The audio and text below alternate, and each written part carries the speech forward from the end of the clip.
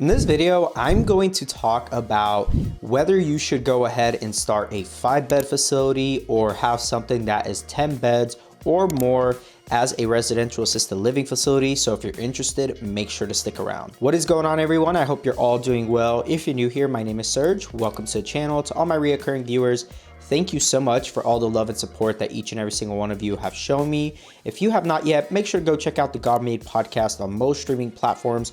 Also, feel free to go check out Legion Assisted Living Academy on Facebook. Also, the course at legionassistedlivingacademy.com. And feel free to also book a one-on-one mentorship call with myself. That link will be down below. Also, my Patreon, which is a subscription-based platform where you can sign up, and I actually do a live once a week. Directly communicate with you.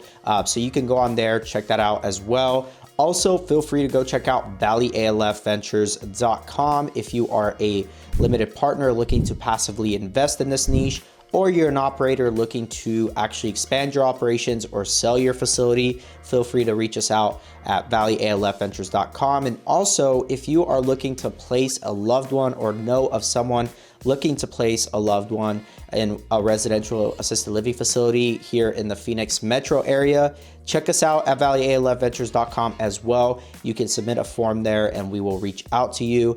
And with all that being said, let's go ahead and jump into the topic of this video. Now, this video I actually did a while back on the channel where I discussed a 5-bed versus a 10-bed facility, but I did want to actually make this video again for you all and really discuss what the differences are, how it all works, and what makes sense for most people, and really to have a successful business when it comes to residential assisted living. So let's start off with 5 to 10 beds. So this could be anywhere from 5, 6, 7, 8, 9 beds that you get licensed for. So if you fall within this range, there's a couple things to keep in mind. When I first started out, I did have a 5-bed that I started out with, right? It was a 4-bedroom, 2-bath house.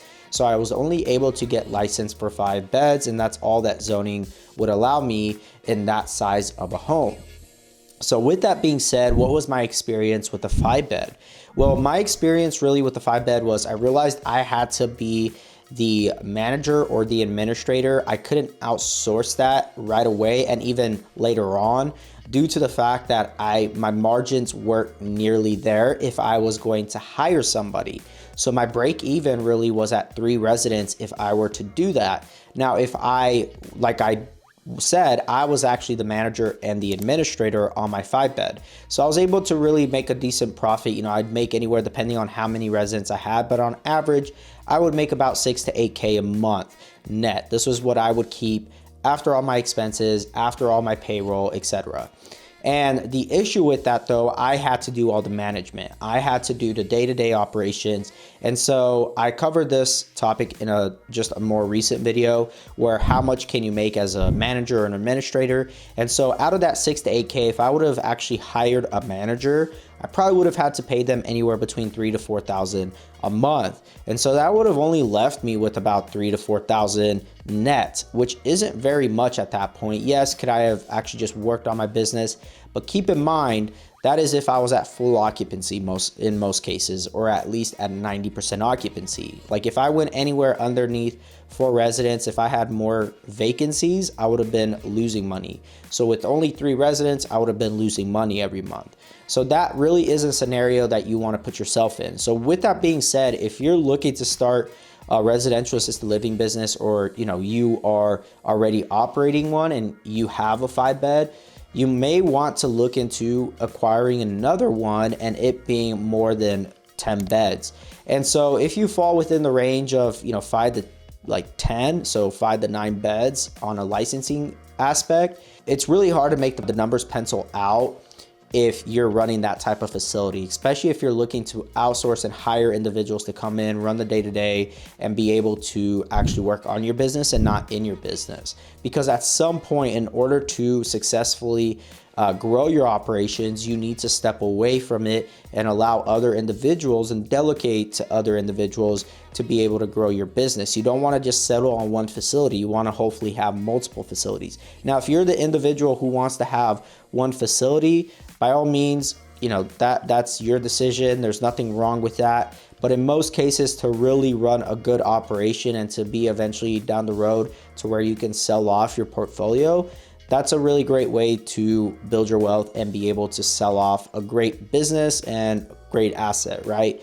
And so with that though, like I said, that's the issue with having a 5-bed. Now, the good thing is I didn't have to come out of pocket a lot of money to start up a 5 to 10 bed facility, right? So that was the nice thing about that. But again, as you try to acquire a big facility, the more expenses you're going to ultimately have, right? Another thing is, a nice thing about a 5-bed facility, the caregiver to resident ratio is 1:5, right? 1 caregiver to 5 residents. That's very doable, and you're able to do that. You're not necessarily needing to have 2 caregivers on staff 24/7 to be able to take care of these residents. So that is a nice thing about having a smaller facility. But then again, like I said, you're not going to be able, even if you had a resident come into the facility that required more care, if you're having to bring in additional staff, you may not be able to afford to, because you're not able to do with that, little of revenue, right? So just keep that in mind when you are looking to start this. Now, let's talk about 10 beds, right? I have 10 beds plus. So 10 beds to, let's say, 50 beds, right? That's kind of the mid-range at this point. But for residential assisted living, like in Texas, you can get 16. In Arizona, you can get up to 15 with a special accommodation. You have to go through some zoning things, apply for it, etc. But typically you'll see 10 licensed beds out here in Arizona, and then in Texas, 16. So with that being said, what are the differences there? Now, this is where you actually get to really make a lot more money, obviously, right? You have more residents, you're able to hire more staff, you're able to actually hire a manager and administrator and be able to actually make the numbers pencil out. And so typically what you see a lot of people do is they'll come in and they'll buy a 10-bed facility, right? Or they'll start a 10-bed facility. Now understand, if you do not have experience in starting out a 10-bed, it's going to be overwhelming, right? But the nice thing is, it's not like you need to take 10 residents at one time. What you can do is just take 5 to 6, get comfortable with those 5 to 6, and increase as you go, because you already have that licensing in place.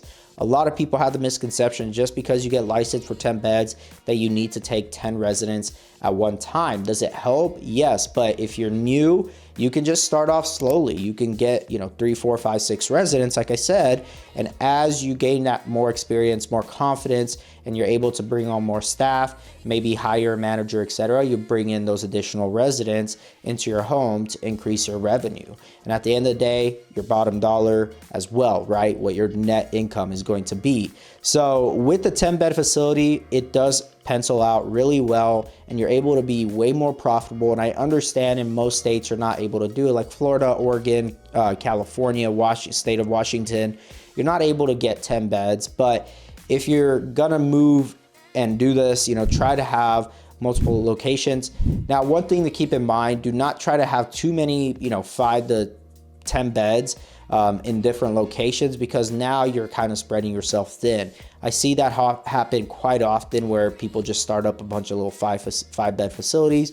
Maybe they start off, thinking that, I'll get to 10 beds when I can. I'll just start another 5-bed. What happens is you spread yourself too thin. You spread your staffing. You have just more things, more pieces moving around when you do that. It's better to just consolidate to one location if possible. It may require that you have to go through some different loopholes with zoning and be able to do that. But if you're in a state that allows you to get licensing for 10 plus beds, definitely try to target that if possible. Do not start off with a 5-bed, even though I did, and that's a great starting point. Do not, if you can and have the means to, I don't recommend starting with just a 5-bed. I recommend try to, get licensing for more, and then hopefully build yourself up to where you can take all those residents. And so honestly, for most people, trying to buy something existing versus, starting something from scratch, that's another video I'm gonna cover. But again, those are my thoughts on a 5-bed versus a 10-bed or more. You guys can let me know your thoughts down below, but that is what my experience has been I always get 10 beds now. I don't even try to get anything less than that. It's always going to be 10 beds or more, just simply because of what it's still going to be the same amount of work, whether you like it or not. So at the end of the day, it's really what you're capable of doing and what your experience and confidence is on starting this business or being in this business. So with that being said, I hope that this video did provide you guys some insight on this and hopefully answered some of your questions in regards to, should I start with a 5-bed or should I go for a 10-bed? If you're able to, depending on what state you're in. If you're not, starting out with 6 beds is fine, 7 beds, whatever the case is. I know Florida is 6 beds, California is 6 beds, Oregon, Washington State, etc. These are all 6-bed places.